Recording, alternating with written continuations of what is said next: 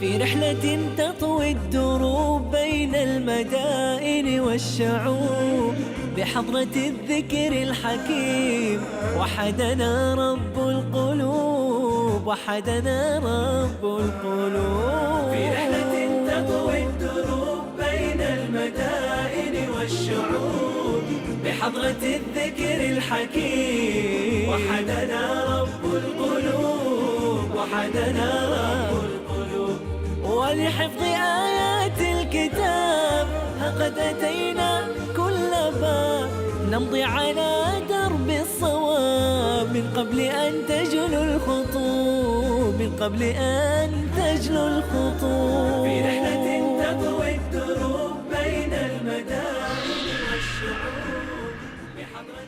يقول أنس بن مالك رضي الله عنه وأرضاه كلام خطير جدا، يقول: رب تال للقرآن يلعنه القرآن. هي نصيحة أقدمها لنفسي أولا، ثم أقدمها لإخواني ممن يريد أن يحفظ القرآن ويتم حفظ القرآن كاملا. لماذا رب تال للقرآن يلعنه القرآن؟ لأن هذا الشخص الذي يقرأ القرآن ويحفظ القرآن ولا يطبقه ولا يعمل ما فيه أبدا، هذا الذي يلعنه القرآن كما قال أنس بن مالك. يعني مثلا يحفظ آيات الربا وهو يأكل الربا، يحفظ الآيات ثم ينصح الناس وهو يأكل الربا. يقرأ آيات تحريم الغيبة: يا أيها الذين آمنوا اجتنبوا كثيرا من الظن إن بعض الظن إثم ولا تجسسوا ولا يغتب بعضكم بعضا. حفظ هذه الآية وهو يأكل لحوم البشر ويتكلم بالناس وينم بذلك وذلك، وهذا أخيه وهذه أخته، ويتكلم بالبشر. يحفظ آيات بر الوالدين وهو أكثر الناس ممن يعق والديه. هذا هو الأمر الخطير. قاعدة أساسية في حفظك للقرآن أن تحفظ القرآن وتعمل بهذا القرآن وتطبق هذا القرآن. الصحابة رضوان الله عليهم كانوا يحفظون أول 10 آيات من كل سورة ثم يطبقونها ويعملون بما فيها حتى يرضوا الله سبحانه وتعالى، ثم يرجعون فيحفظون 10 الأخرى ثم يطبقونها. معنى هذا الكلام أنه هو الأصل مو بكمية الحفظ ولا أنت متى حفظت وش كثر خلصت، هو الأصل اللي تحفظه هل أنت قاعد تطبقه في حياتك. هذا أمر مهم إخواني، والله مهم، ونصيحة من القلب إلى القلب. لما نرجع إلى سورة الزمر فنجد أن الله سبحانه وتعالى يقول كلام رائع وجميل عن اتباع القرآن والعمل بالقرآن، فيقول: واتبعوا أحسن ما أنزل إليكم من ربكم من قبل أن يأتيكم العذاب بغتة وأنتم لا تشعرون. واتبعوا أحسن ما أنزل إليكم من ربكم. رب العالمين يقول اتبع ما في القرآن، احفظ، جميل أن تحفظ، ولكن تتبع وتطبق ما في هذا القرآن. وآية أخرى في سورة الأنعام عندما يقول الله سبحانه وتعالى: وهذا كتاب أنزلناه مبارك فاتبعوه واتقوا لعلكم ترحمون.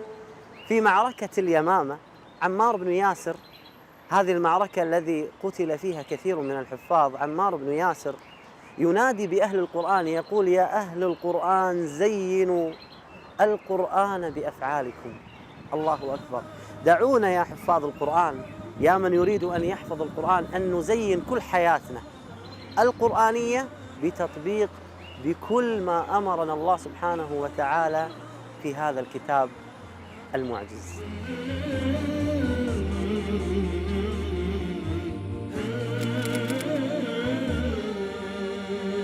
في رحلة تطوي الدروب بين المدائن والشعوب، وبحضرات الذكر الحكيم وحدنا رب القلوب، وحدنا رب القلوب. في المغرب التقيت مع نموذج آخر متميز. تعالوا معي نتعرف على تفاصيل قصته مع الحافظ حسن المسيلم. شيخنا بس نبي تحدثنا عن بدايتك مع كتاب الله سبحانه وتعالى. بدايتي لحفظ القرآن وأنا في سن الطفولة، أولا كان أبي ووالدي جزاه الله خيرا عنده 5 من الأولاد، نعم. فالباقي غيري يعني كلهم قال سأدخلهم إلى المدرسة إلا الولد حسن، هذا سأخصه بالقرآن، نعم. بكلام الله عز وجل. وفعلا كان حبه لحفظ للقرآن الكريم كان فيه خير كثير. وسترون ما أقول باختصار. والدي لما كنت صغير أخذني وأنا عمري 9 سنوات أو 10 سنوات، يعني لا أذكر بالضبط. نعم. أخذني إلى المسجد ولا أعرف لا الحروف ولا الكتاب ولا أي شيء. نعم. بدأت أتعلم وسط الحلقة مع الشيخ جزاه الله خير، يعلمني يحفظني القرآن، يحفظني الحروف الهجائية، فحفظتها في وقت وجيز. نعم. ثم بعدما حفظتها علمني الكتابة، كيف ألصق الحروف بعضها إلى بعض، كذلك في وقت وجيز. وهذا ما عرفت سره كيف تعلمت الحروف في وقت وجيز والكتابة في وقت وجيز، هذا لحب والدي للقرآن الكريم. الله. ولعل المشاهدين الآن يرون ويسمعون ما أقول. فعزيمة الوالد أو الولي أو الأب فحبه للقرآن الكريم له دور كبير على ابنه. فإذا كان حبه للقرآن الكريم سيبارك الله فيه ويبارك في ابنه كثيرا. وكيف وتتجلى هذه البركة في الابن؟ يتعلم في أقرب وقت ويحفظ في أقرب وقت فيكون نبيها. فهذا الذي أوصي به، فتكون عند أولياء الأمور لهم عناية وحب، ما يكون فقط رغبة هكذا عبث ولدي في القرآن، لا. تكون له نية خالصة لله. وهم كثر الذين يجعلون أولادهم في القرآن ولكن هكذا. جزاك الله خير. لا يا أخي الكريم، أنت سهل عليك، غير النية بس. هي نية بس كذا عبث، لا خليها نية للتقرب. تريد بابنك لحفظ كتاب الله التقرب إلى الله عز وجل، واجعله من أعظم العبادات.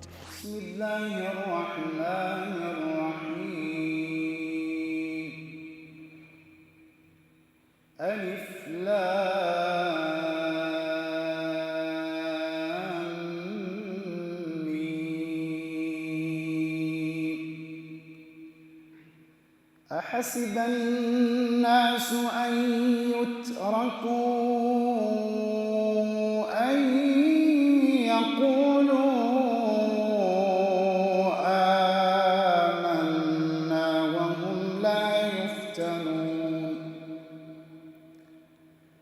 ولقد فتنا الذين من قبلهم فليعلمن الله الذين صدقوا وليعلمن الكاذبين. أم حسب الذين يعملون السيئات أن يسبقونا ساء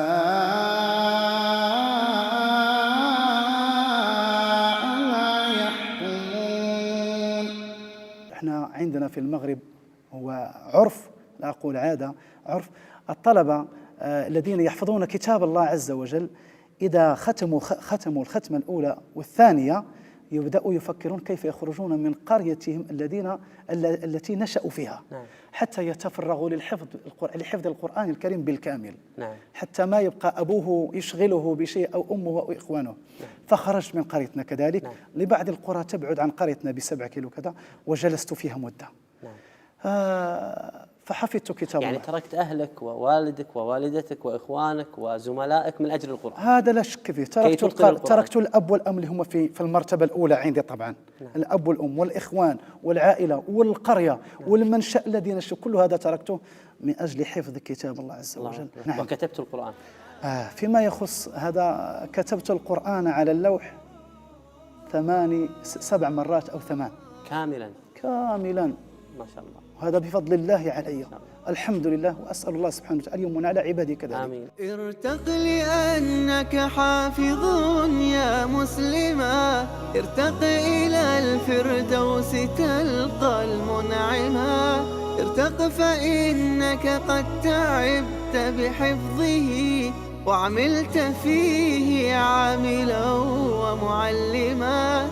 ارتق فإنك قد تعبت بحفظه وعملت فيه وعملت فيه وعملت فيه عاملا ومعلما.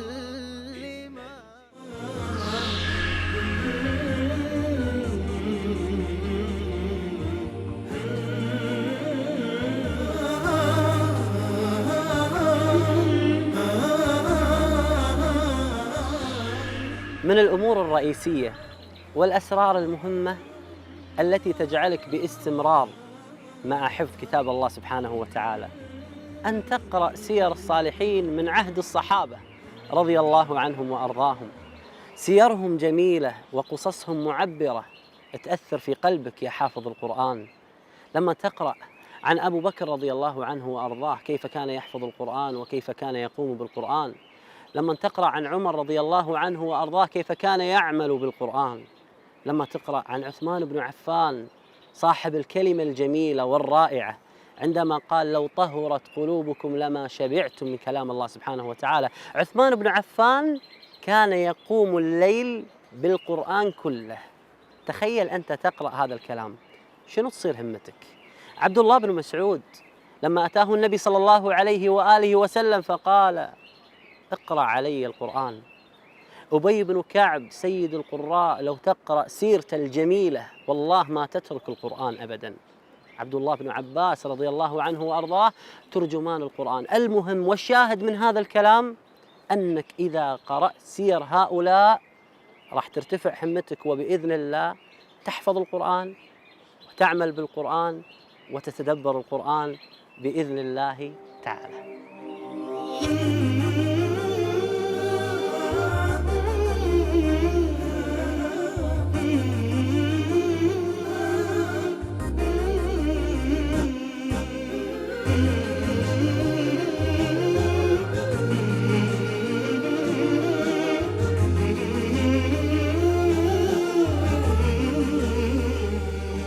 نموذج آخر من هذه المؤسسة الجميلة، مؤسسة أبرار لذوي الاحتياجات الخاصة وذوي الإعاقة الذهنية. معي الشيخ ما شاء الله الغالي الشيخ محمد. شيخ محمد عرفنا عن اسمك. الله يخليك. اسمك ايه؟ محمد رفعت خليل. ما شاء الله محمد رفعت خليل. كم عمرك يا شيخ محمد؟ ايه؟ كم عمرك؟ حافظ قرآن قرآن عامة. ما شاء الله. عمرك كم؟ قرآن عامة بس. ما شاء الله. طيب يعني كم أنا عمرك؟ دخلت المعهد ده. أنا عايز أعرف عمرك. عمرك ايه؟ كم عمرك ما شاء الله؟ 28 سنة. 28. اه ما شاء الله ما شاء الله تبارك الرحمن. تحب تحفظ القرآن كله شيخ؟ والله. تريد تحفظه كله؟ ايوه. وحتحفظه ولا مش حتحفظه؟ لا انا متحفظ البقرة ولا العمران قرآن عامة بس. جزء عامة. اه. قول آمين. ايه؟ قول معايا آمين. آمين. تحفظ القرآن كله ان شاء الله. إن شاء الله يا حبيبي. طيب أسألك في جزء عامة. ايه؟ أسألك في جزء عامة. اتفضل. بسم الله الرحمن الرحيم. يا أيها الإنسان ما غرك بربك الكريم. أعوذ بالله من الشيطان الرجيم. بسم الله الرحمن الرحيم. يا أيها الإنسان لا غرك بربك الكريم الذي خلقك فسواك فعدلك في أي صورة ما شاء ركبك. كلا بل تكذبون بالدين وإن عليكم لحافظين كراما كاتبين يعلمون ما تفعلون. ما شاء الله ما شاء الله يا شيخ محمد. الله يخليك. والله ما أجاملك. الله يخليك. قراءتك جميلة. الله يخليك. وتجويدك رائع يا شيخ محمد. الله يحفظك يا حبيبي. ما شاء الله ما شاء الله تبارك الرحمن. شكرا الله. على فكرة يعني إذا يسمح لي الشيخ محمد، الشيخ محمد مصاب بإعاقتين وليست إعاقة واحدة. هو مصاب بإعاقة ذهنية وإعاقة سمعية، ولكنه يحب القرآن حبا كثيرا. تحب القرآن ولا لا؟ اه. ليه طيب ليه عايز تحفظ القرآن يا شيخ محمد؟ ايه؟ ليه عايز تحفظ القرآن كله؟ والله قراءة القرآن أحسن حاجة. نعم. قراءة القرآن أحسن حاجة. عايز أسألك آخر سؤال كده في القرآن. اتفضل. أعوذ بالله من الشيطان الرجيم. والسماء والطارق. بسم الله الرحمن الرحيم. والسماء والطارق وما أدراك ما الطارق النجم الثاقب من كل نفس لم يعلمها خافض. ما شاء الله ما شاء الله حبيبي، شكرا على هذا اللقاء يا شيخ محمد. الله يكثر من أمثالك إن شاء الله. إن شاء الله. ما شاء الله ما شاء الله تبارك الرحمن يا حبيبي. محجة البيضة بها الحق معلوم، هدايتي أحيات خفوقي وسرات، ربتني آياتك فلا نمحروم، يا جنة في روضها العين قرات. محجة البيض. هل تعلم يا حافظ القرآن أن هذا القرآن يدافع عنك؟ أنت الآن مع القرآن، تحفظ القرآن، تراجع القرآن، تعمل بهذا القرآن، تتدبر هذا القرآن. القرآن هو حياتك، لكن هذا القرآن لن يتخلى عنك في يوم القيامة. وإذا تكلمنا عن يوم القيامة يعني عن أهوال يوم القيامة. تخيل معي يا حافظ القرآن عندما تدنو الشمس من الخلائق، كل شخص في هذا اليوم يحتاج إلى شفيع، يحتاج إلى شخص ينقذه. أما حال حافظ القرآن مختلف في هذا اليوم، لأنه يعلم أن له شفيع هو القرآن يأخذه إلى الجنة. والذي قال الكلام هو الذي لا ينطق عن الهوى، محمد صلى الله عليه وآله وسلم، عندما قال اقرأوا القرآن فإنه يأتي يوم القيامة شفيعا لأصحابه. القرآن يشفع لك، القرآن يدافع عنك، القرآن يأخذك إلى الجنة. بكل هذا الكلام إلى الآن لم تبدأ بحفظ القرآن الكريم؟ في رحلة تطوي الدروب بين المدائن والشعوب، وبحضرات الذكر الحكيم وحدنا رب القلوب، وحدنا رب القلوب. ولحفظ آيات الكتاب قد أتينا كل باب، نمضي على درب الصواب، درب الصواب من قبل أن تجلو الخطوب. ولحفظ آيات الكتاب قد أتينا كل باب، نمضي على درب الصواب، درب الصواب من قبل أن تجلو الخطوب، من قبل أن تجلو الخطوب. في رحلة تطوي الدروب بين المدائن والشعوب، وبحضرات الذكر الحكيم وحدنا